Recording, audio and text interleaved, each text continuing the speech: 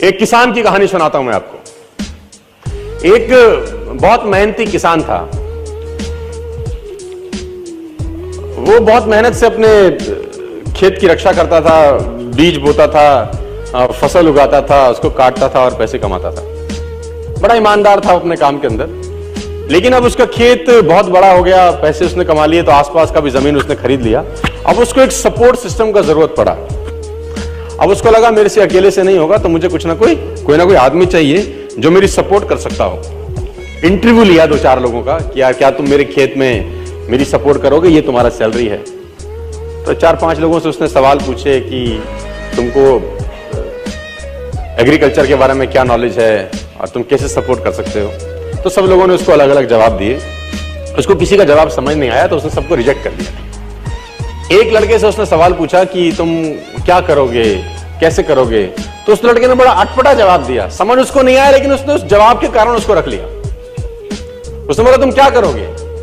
वो बोला I can sleep when the wind blows, जब बहुत तेज हवा चलेगी तो मैं सो जाऊंगा। उसको समझ नहीं आया, लेकिन उसने इसके अटपटे जवाब के कारण उसको रख लिया। इसका पता नहीं क्या मतलब है, देखते हैं। अब वो दोनों खेत की रक्षा करने लगे। बढ़िया फर्स्ट क्लास फसल होती थी, काटते थे।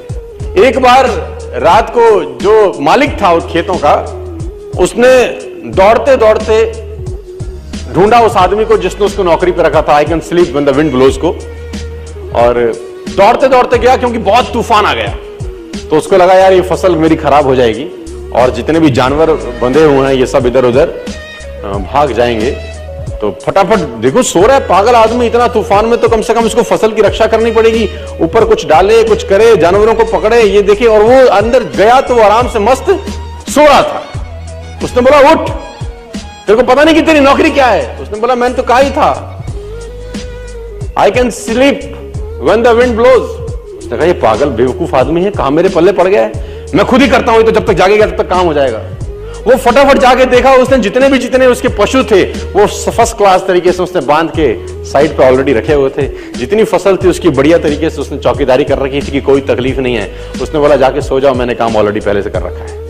आई can sleep when the wind blows. उसको समझ में आया, इसका मतलब बड़ा सिंपल ये था कि जब परेशानी आएगी तब काम करने की जरूरत नहीं है, काम हमेशा उससे पहले करके रख लेना चाहिए।